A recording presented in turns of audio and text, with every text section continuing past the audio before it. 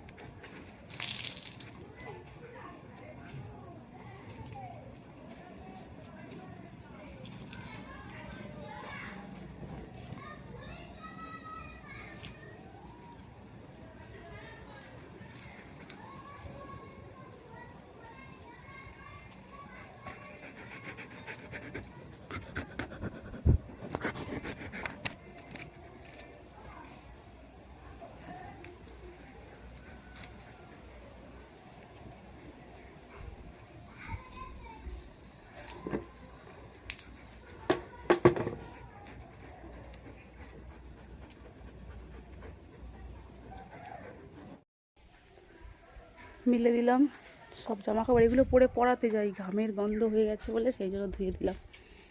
এখানে দেখো কয়েকটা ফুলের গাছ বসিয়েছিলাম।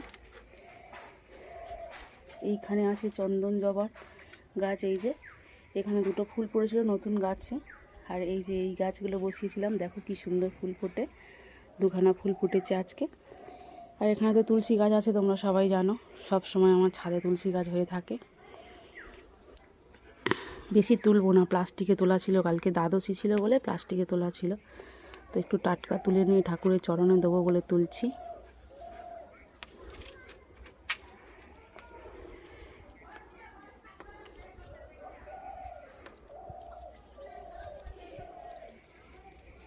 আর এখান থেকেও দুটো তুলবো। এই যে গাছে দেখছো ফুল। চলো এবার নেমে যাই, গিয়ে পুজো করার পালা। ভাতটা তো হয়েই গেছে, পুজো করে নিয়ে একটু চা খাবো। ততক্ষণে মাও এসে যাবে। পুজোটা হয়ে গেলে না মনে হয় যেন অনেকটা কাজ ছাড়া হয়ে গেছে। চলো মা, চলো চলো চলো। সবসময় পায়ে পায়ে ঘুরবে। চলো, দেখো আমি নামিনি বলে ও নামেনি, আমি দেখাতে পারছি না তোমাদের। দেখো দাঁড়িয়ে আছে। চলো চলো চলো চলো চলো।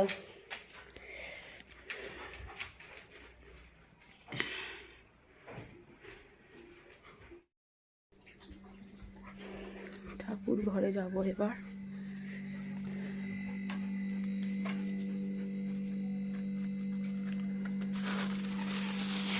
প্লাস্টিকটা নিলাম ফুল তুলবো বলে, লাইট একটু পরে এসে যাল।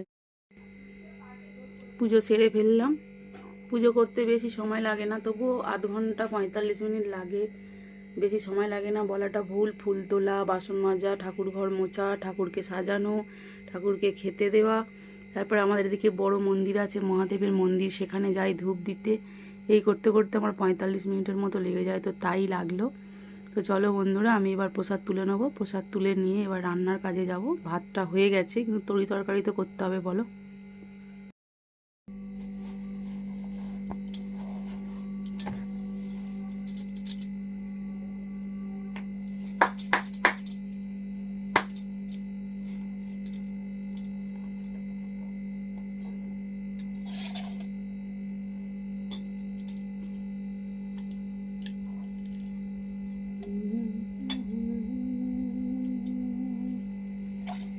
কৃষ্ণ কৃষ্ণ হরে হরে, হরে রাম রাম, রাম রাম হরে হরে, হরে কৃষ্ণ কৃষ্ণ,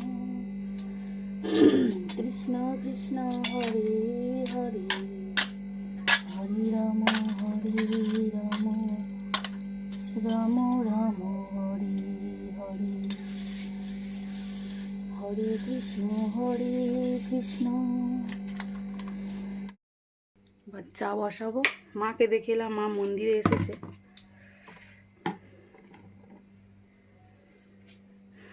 চলো চা করা যাক। একটু সিঁদুর পরি সবার প্রথমে।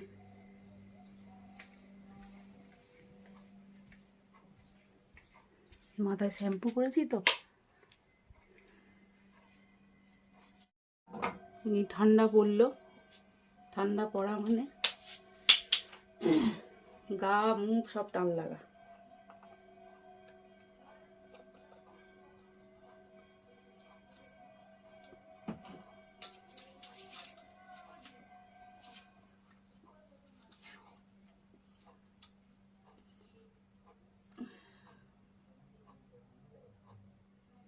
আমি এই যে ক্রিমটা মাখলাম, এটা হচ্ছে অরিফ্লেম।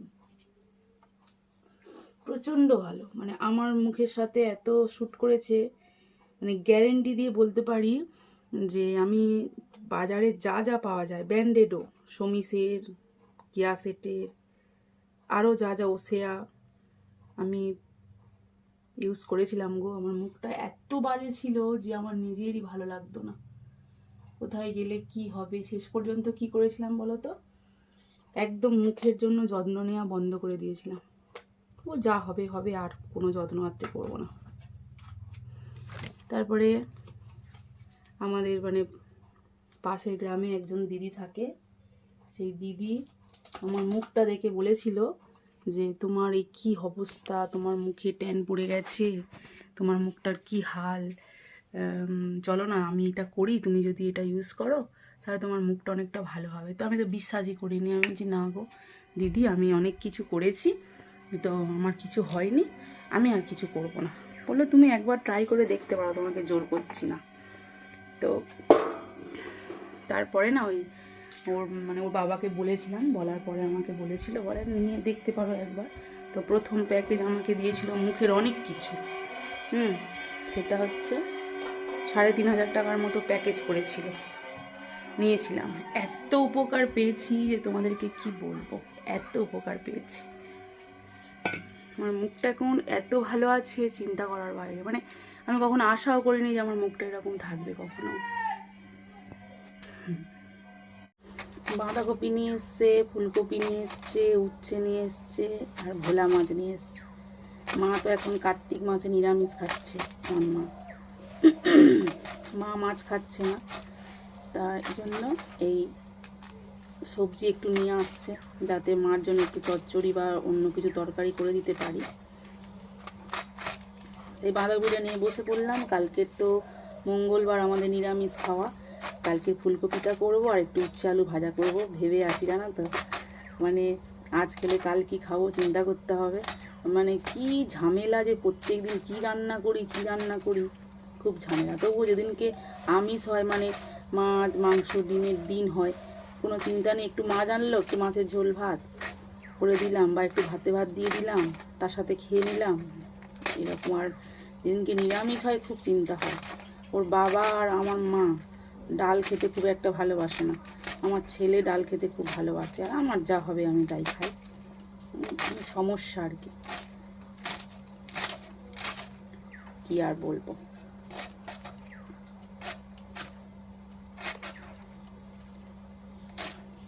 মা ধুচ্ছে, ওদিকে মাছ ধুচ্ছে, আর আমি আনাজটা কুটে নিচ্ছি। দুদিকে বসিয়ে দেবো।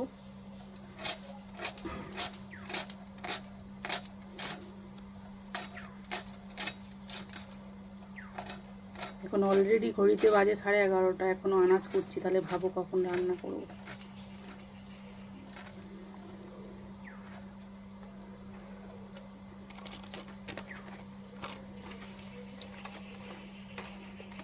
বাঁধাকপিটা খুব একটু নিড়ে ফাঁপা, দেখো ভেতরে পুরো ফাঁপা একদম।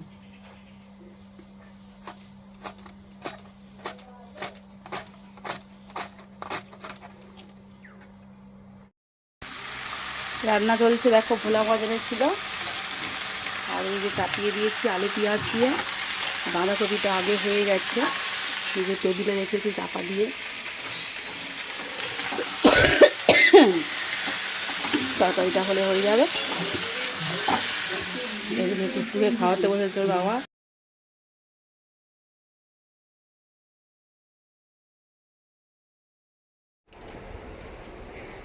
রান্না করে খেতে বসে গেলাম, মা খেয়ে চলে গেছে, ওর বাবা খাওয়া শুরু করে দিয়েছে। এখন ঘড়িতে কটা বাজে বলো তো?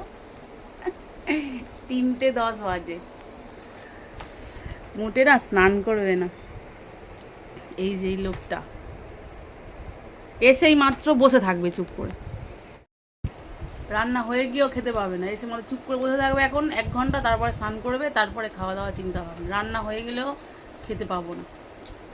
চলো 3টে বেজে গেলে খেতে হবে, এবার সে খাবো রাত 12টায়, আর কি করবো।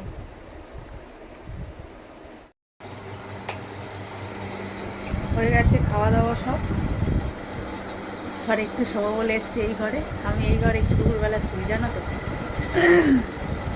ওই ঘরে শুই না, তার একটাই কারণ, ওর বাবা এত ঘুমিয়ে পড়ে, মানে দরজা জানলা সব বন্ধ থাকলে, অন্ধকার থাকলে আমি আর উঠতে পারি না, পড়াতে যাবো বলে আর উঠতে পারি না। ওই জন্য এই ঘরে একা শুই, একটু ছ্যাঁকে ঘুম হয়, খুব গভীর ঘুম হয় না, ঠিক সময়ে উঠে যেতে পারে। ওই ঘরে গিয়ে যদি শুই না, পুরো ঘর জানলা দরজা সব বন্ধ থাকবে, আর একবারে মানে নিধাতে ঘুমিয়ে পড়বো। এর জন্য এই ঘরে শুই না, এই ঘরে শুই। চলো বন্ধুরা একটু রেস্ট নিই। আর খেতেছিলাম, দেখো কত জামা কাপড় জড়ো হয়েছিল, এখন যাতে একদম ইচ্ছা হচ্ছে না, সেই রাত্রে এসে গুছাবো। সবাই ছেলে স্কুল থেকে এলো, খাইয়ে দিতে হচ্ছে। একবার বলে নিজে খাচ্ছি, একবার বলে খাইয়ে দাও।